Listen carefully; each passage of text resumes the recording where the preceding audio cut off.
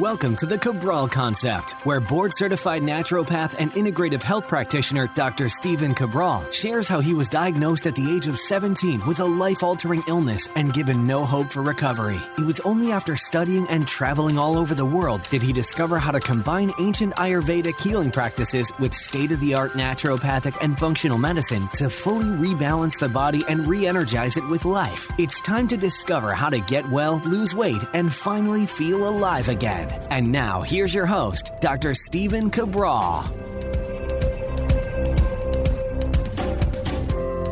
Hi, everyone, and welcome back to the Cabral Concept. We're here today on our Training Thursday show, and we are once again going to take a break from our typical topic, which would be our toxicity topic of the week, or it might be our exercise training topic. What I want to share with you today is an update on the virus and what new news we have that comes from unbiased sources, meaning what I'm doing is I'm filtering these from both sides of the argument and sharing with you the actual truth behind the numbers. So no lies, no media hype, nothing like that. Simply sharing with you what's going on in this tug of war we see right now, especially in the United States.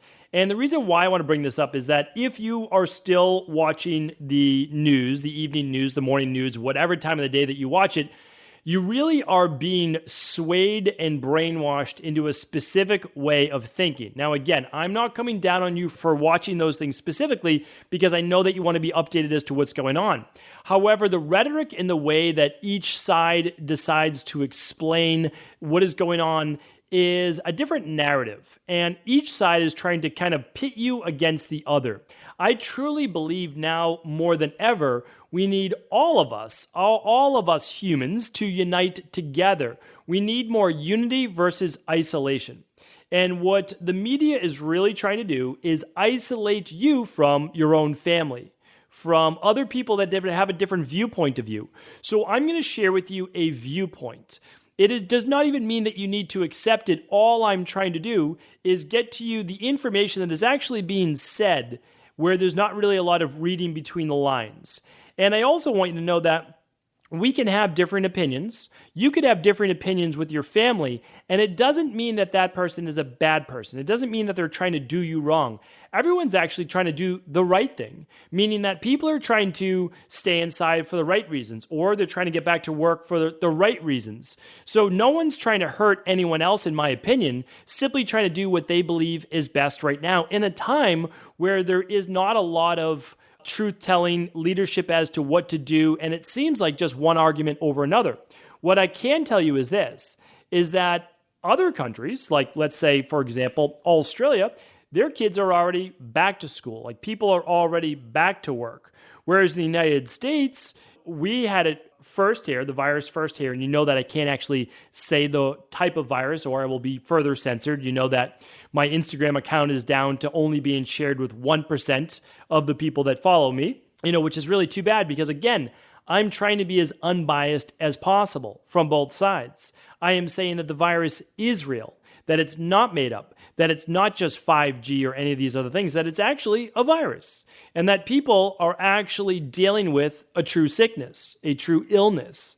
But what I am not saying is that this is enough now that we know this, because again, in the beginning I said, yeah, absolutely, we should stay inside. We should be careful. We should stock up. We should do this. We should do that.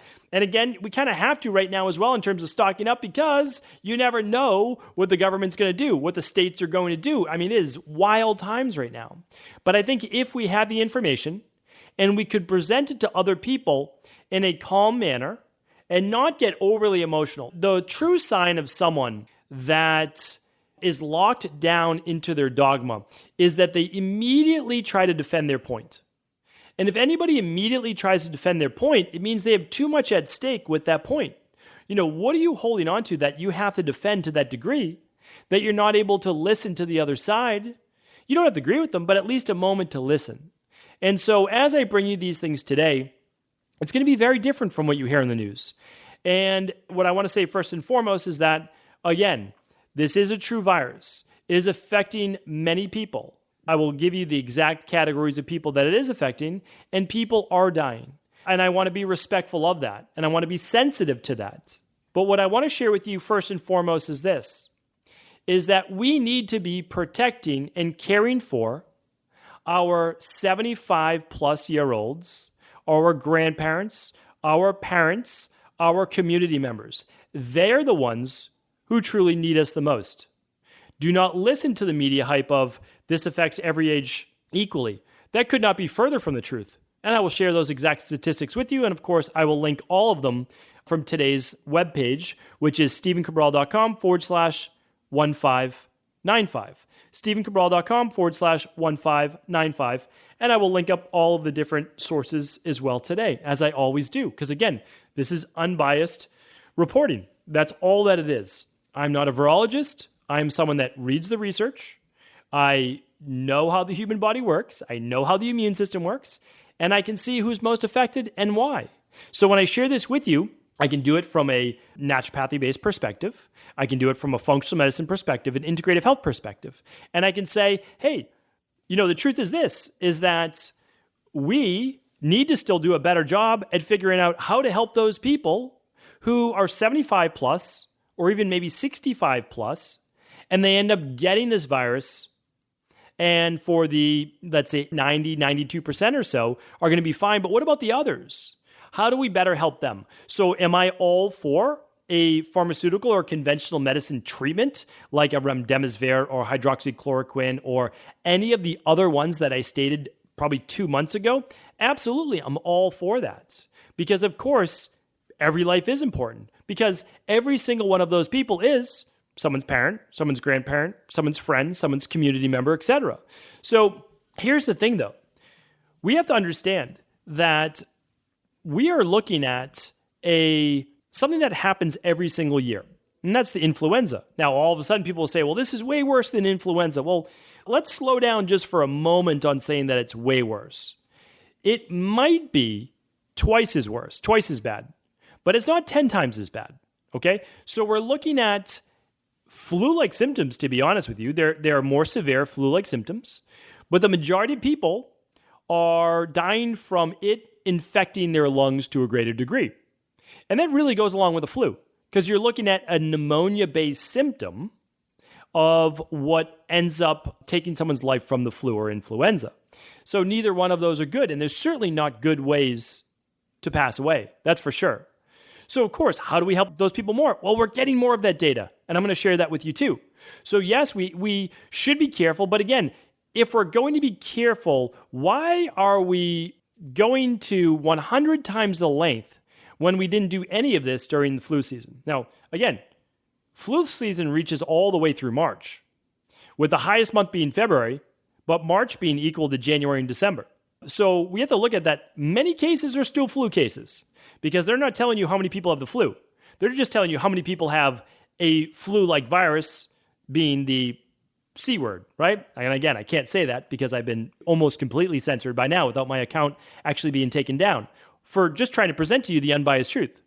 So we have about 2 million cases right now in the United States, about 7 million globally. This is being recorded 7 days before it comes out. I record my podcast about 5 days or so in advance, not too far in advance. So it's fairly recent news. This is being recorded on June 11th. So, here's the thing though. This is something for the media to really talk about. All of a sudden, we took a 1 week break from talking about the virus because the biggest news thing that would bring in more advertising for media channels were the different protests going on. Do I think that we should have brought notoriety to the protests? Yes. We should bring notoriety to injustices anywhere in the world. No doubt about it. Now, what do the media choose to focus on? Well, they choose to focus on the less than 1% of the people that were looting and rioting and those types of things. Well, what about the 99+% of the people that were peacefully protesting for what we see as injustices in the world? That was not being reported. Why? Because it's not sensationalistic. If you don't believe the media is just big business by now, you have to understand they just want you to tune in. And fear and negativity, they found many, many years ago, is what drives people to tune back in. All right, so it's really important. So let me shift now. Let me move off a little bit of a rant, and I want to bring you just direct statistics now in quotes. Okay. Something new. This was brought to you by the World Health Organization. Some people like them, some people don't. Regardless, they are one of those people that you are reading about on the news. And here's what they said. It is very rare, and that's quote, I'm quoting right now, it is very rare for an asymptomatic person to spread the virus. Now, the big thing was we have to keep our kids out of school. We got to keep our kids away from our grandparents because they could be asymptomatic carriers. Well, here's the thing. Now, the World Health Organization, of course, got pressure to retract that. But they believed it. They're supposed to be the World Health Organization. They're now being forced to retract that. But they still believe because they've seen the data and they've used tracking. And again, I'm not an advocate of tracking for sure, but they've seen it in other countries. Asymptomatic people, namely children who almost never have any issues with the virus and never show it. Go back to my previous virus show if you believe that children are affected equally, because I went over that, and let me see if I can find it for you. It is on episode 1573, okay? 1573, and I went over how that's simply not the truth. It's not the truth by a long shot. Not only do not children 0 to 9 basically show any symptoms, it's really the teenagers that they're calling kids. And those teenagers, more than 80% of them had pre-existing health-based conditions. So we have to be careful again if we only look at the media headlines at face value. It looks like the world is literally crumbling, and that's what they want you to believe. Now we know, again, if your child or someone or you is asymptomatic, it is very rare that you could pass on the virus. Someone that is coughing and has a fever, they are the ones that are most likely going to pass it on through droplets, through something touching your body, right? You breathing it in, you touching your eyes, nose, mouth. Okay, here's another one. This is by the Center for Disease Control. The virus does not easily spread via contaminated surfaces. Center for Disease Control, also 2 days later, forced to retract that statement, and they said, we still agree with what we stand by, but sure, there's a small possibility you could still get it from contaminated surfaces. Their actual quote, they go in and they said, okay, we'll say this. It's easily spread between people, but the virus does not spread easily in other ways. That's a direct quote from the Center for Disease Control. The virus is spreading very easily between people, but it does not spread easily in other ways. That means we don't have to be careful with quarantining our mail, packages, touching products when we're out in retail stores, those types of things. Now, it says it spreads easily between people. Yes, but what they're not saying is it doesn't spread between people if you don't actually have the virus. You do not need to be in fear of your fellow man and woman. That is not what we need to spread. We do not need to spread fear and isolation. And that's what we're doing. Family members aren't even saying hello to family members. They're definitely not saying hello to them if one person believes it's not as big a deal and the other person believes it's the biggest deal, right? Like, okay, well, we can't put that aside and actually talk, actually have a conversation. All right, here's another quote for you. Face masks do not need to be worn. That's by the World Health Organization. And Fauci himself said in March, there's no need to wear face masks. Now, did he face pressure and have to recant? Yes, he did. Then did he say, okay, well, it's N95 masks that work, which, by the way, is correct. And I went over that. If you want to learn what face masks work, check out my podcast just last week. And that was on episode 1589. We'll try to link these up for you today. Just head on over to stephencabral.com/1595. Okay, so check that out. Now, here it is. What they said.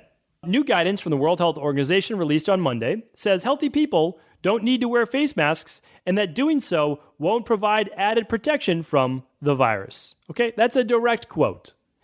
So here's the reason why, and I'll just do a little summary. Only N95 masks prevent the virus. That's it. Only medical grade masks. Only the ones that fit closely to your face. And also, if you haven't actually touched the inside of the mask, which everyone's pulling them up and down, and they're not wearing them closely fitting. Now, all those blue surgical masks or dental masks that you see, all the ones that wrap around your ears and not all the way around your head, it allows 30% of airflow in. Well, that's basically a third of all the air that you breathe. That means that if there's viral-based micron particles in the air, you're breathing them in. Those masks don't do anything. They do more for the person that has the virus from stopping some of their particles from spreading out further than, let's say, 3 feet or so.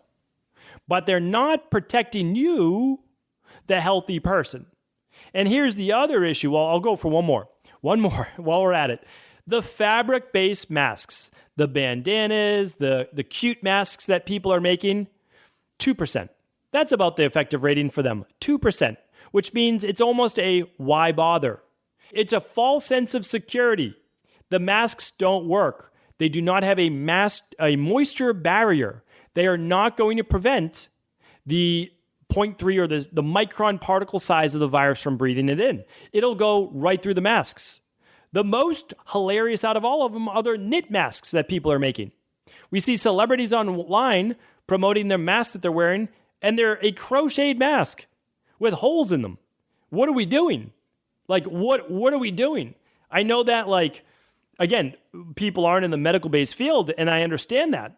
But you have holes in your mask, or you have holes in the side of your mask. It's a false sense of security, but even worse than that, the masks are really keeping people in fear.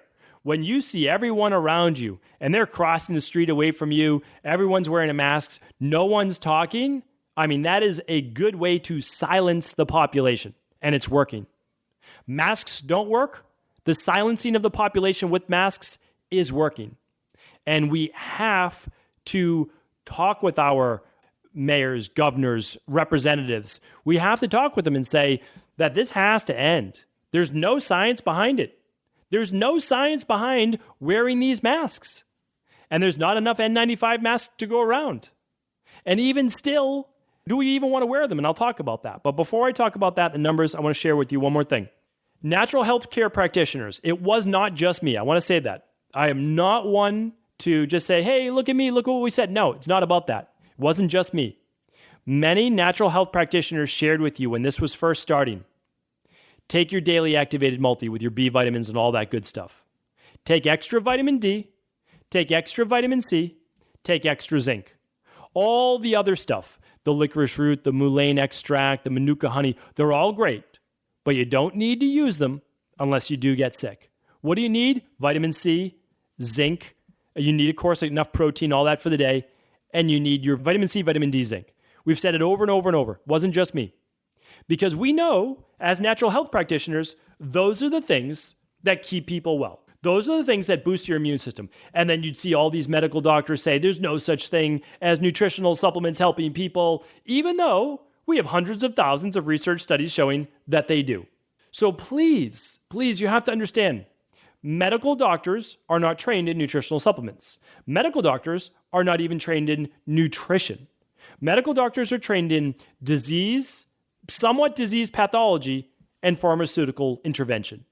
There's nothing wrong with that. That is absolutely fantastic when it comes to acute-based care, such as if a person gets this virus and they are 65 plus years old, or they have a pre-existing health condition. We need our medical doctors to be able to treat them medically with pharmaceuticals. Yes, we do. Absolutely. I'm 100% agree with that. And I have many of my colleagues and friends are medical doctors. I'm not offending them. They know that it is not their wheelhouse to teach people about nutritional supplements, lifestyle, sleep, the de-stress protocol, right? Diet, exercise, stress reduction, toxin removal, rest, emotional balance, supplement protocols, and the right mindset. That's the de-stress protocol, right? That is what I teach in the Rain Barrel Effect book. That's what I teach. I give that information out as free as I can make it. All profits are donated to charity from that book. But that is what natural health does. And it's not just me, right? It's a protocol that I use, but not just me. Now, vitamin D, by the way, zinc's been in the news. Vitamin C's in the news. Well, vitamin D is back in the news. Why? Because here's a direct quote. Vitamin D, our analysis show, this is out of Northwestern University, published on May 7th. It just came out now, but that was the publication. Our analysis shows that it might be as high as cutting the mortality rate in half. If your vitamin D levels are in an adequate range, it might just cut your mortality if you get the virus in half. How unbelievable is that? Some people are even saying you're 10 times less likely to even get the symptoms if your vitamin D levels are within what we have as 50 nanograms per milliliter to 70 nanograms per milliliter. And if you're worried about a specific immune-based issue, it may even be okay to go to as high as 80 nanograms per milliliter. You can test this with most doctors. You can run it right online. We offer this as well as part of the stress hormone, mood, and metabolism test. But again, use your functional medicine doctor, use your integrative health practitioner. You can do it with us, whoever you want, fine, no problem at all. But know your numbers. And for sure, if not, we typically recommend, it's just a recommendation, it's not a treatment, it's not a cure, but we typically recommend about 35 IUs per pound of body weight for children and adults. That equals about 4,000 to 5,000 IUs a day for adults. And again, the children, it's based on weight. So to kids, typically around 500 to 1,000 IUs or so. And again, you should be taking a daily activated multi. You want to make sure you're getting enough magnesium. You want to make sure the vitamin K is there. All those things that are typically in a multi, you're gonna get it, right? A good multi. We're not talking about one that you buy at CVS or Costco or one of those places. It has to be a functional medicine-based brand. And you're going to get it. But if you do, super simple, right? It might cost you, I don't know, 20 cents a day for vitamin D. It might. That's it. And we know that vitamin D strengthens the innate immune system and prevents overactive immune responses. Well, it's also the reason why we believe children are naturally not immune, but they get the virus and they have no symptoms. They fight it off because they have a natural immune response, a natural innate immune response. It hasn't been worn down over time. So really important to look at that, all right? So again, keeping your body healthy through things like the de-stress protocol, which isn't for sale, by the way. It's diet, exercise, stress reduction, toxin removal, rest, emotional balance, supplement protocols, healthy supplement protocols, not mega dosing, and the success mindset. You do those things, you are going to be healthier. Doesn't mean you're not going to get it, but it means that you're going to give yourself your best chance to recover quickly or have no symptoms at all. All right, so now here's what we need to get to. Is the virus making a comeback? Well, here's the thing. As we go more outside, as we get more exposure to other people, the cases will go up. We had 50,000 people congregate just in LA alone last week. Do you think the cases will go up? The answer is, well, if they don't, something's really wrong, right? If you get 50,000 people together and you don't see a spike in cases in LA, well, then something's really faulty with what's going on with the reporting for this virus. So I assume that they will. But don't assume that more cases equals things are bad. More cases is not bad. And I know that that is going to ruffle a lot of feathers. But I want to share with you why. There are only two ways that we beat this virus, just like we beat every other virus. Okay? This is not the first virus, by the way. The way that we beat a virus is, well, first we strengthen our own immune system. But there's two ways. There's one way. We get herd immunity. So how do we get that? Through people getting the virus, doing just fine and surviving with a over 99% survival rate. And then you have the antibodies. So if the virus comes around next year, you already got it. You have the antibodies. And now because you have those antibodies, if you get it again, it'll be much milder, no big deal at all, or you won't even see any symptoms. Why? Because when the virus enters your body, you already have those memory cells. You already have the immune cells armed and ready against that antigen. Okay? So really important that we understand that is how you beat a virus. You need immunity, about 60% of the population. So, and also keep in mind, we have about 2 million cases in the United States.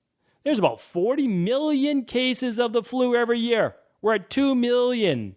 2 million. That's it. We're not even at 10%, which would be 4 million. We're at 5%. This is affected so far. Now, I don't actually believe this. 5% of the people that even the flu affects. So what do I actually believe? I believe there's 10x the amount of people, at minimum, that have already gotten this virus. They're just simply asymptomatic carriers. We know 80% of people are. Well, if 80% of people are, well then, again, we're going to see more cases. Why? We have more testing. We're also going to see more cases because we're mingling more with each other now. That's not a bad thing. You cannot stay inside forever because it does not work that way. The virus lives as long as the virus lives, meaning as long as there is even a half a dozen people, because remember, it started with one, and then it spreads out. So as long as one person has it, well, it's going to spread. Better for it to, in the summer when hopefully people are getting more vitamin D, although it's unlikely unless they're supplementing, that they can then have a much better chance. Okay, really, really important to look at it that way. And the other thing too is, and I'm not going to go into that today because I talked about that on the last viral-based show that I did. That was episode, let's just bring you back to that one, 1573, StephenCabral.com/1573. I went into the number of deaths. There's actually a statistic that shows as unemployment rises, as people lose their jobs, suicides and death rates skyrocket. Abuse of alcohol and drugs skyrockets. Child abuse and domestic abuse skyrockets. These are not healthy things. I know we are weighing two awful things, right? We're weighing, well, people are dying from increase in suicides, domestic violence, etc., or people are dying from the virus itself. This is not a good situation, and I'm not saying that. But what we need to do is be smart. Protect the people that are most at risk, that I'm going to go through this right now, 75 plus. You have to understand, this is the biggest statistic that no one's talking about. The average lifespan is 75 to 77 years old, 74 to 77, depending on where you're looking at it. It used to be 75 to 78. It actually went down a year, believe it or not. So much for all of our medical-based intervention. 74 to 77 years old. Men is on the lower side, women on the higher side. The average age of mortality from this virus, 77.9, let's call it 78, to 81 years old. The average age of mortality from someone dying from this virus is older than the average lifespan. We have to let that sink in for a second. And that is because it's unfortunate that the majority of the people are in nursing homes or at risk at over 75 years old. And this, again, these are just statistics. Let me just share this with you right now. I want to share this specifically with you, and I'll link it up as well. This was updated on June 8th. So this is really accurate, updated information. Let me see if I can get even a more updated. No, the last update was June 8th. That's pretty recent. That's 3 days ago from me recording this. All right, let me give you the cases. 0 to 17 years old. This is per 100,000 people, by the way. So it's per 100,000. 0.64. And by the way, most of that is with teenagers, not 0 to 9. It's so low with 0 to 9 that there's not even a stat for it. 18 to 44 years old, 20. Remember, rate per 100,000. Okay, so you can just extrapolate that over a million, 10 million, 100 million. 0.64, 0 to 17, 20 for 18 to 44. From 45 years to 64 years, 186. From 65 to 74 years, we jump to 612, right? Over 65. We get the jump. 75 years and older, 1,527. Do you see? I mean, I wish you could see this graph.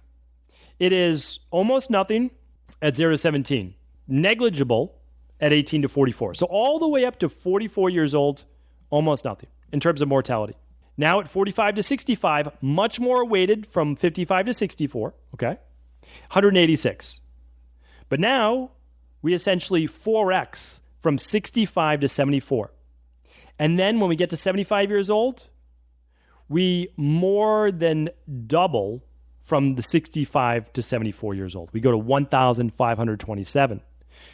If we add up all ages up to 75, it is not even half of the 75 plus group, meaning that more than 50% of the people that are dying from this particular virus are over 75 years old.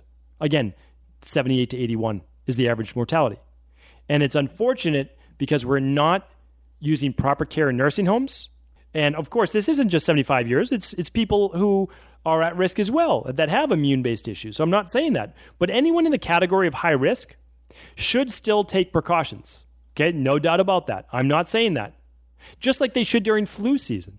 What I am saying is that the rest of the people should be able now to go back to society and living their life. And I'll tell you why. This is my belief. No one is sharing with you the repercussions of what happens of economic collapse. And many of the people that are spouting off, stay inside, all that, they are wealthy enough to be able to do that.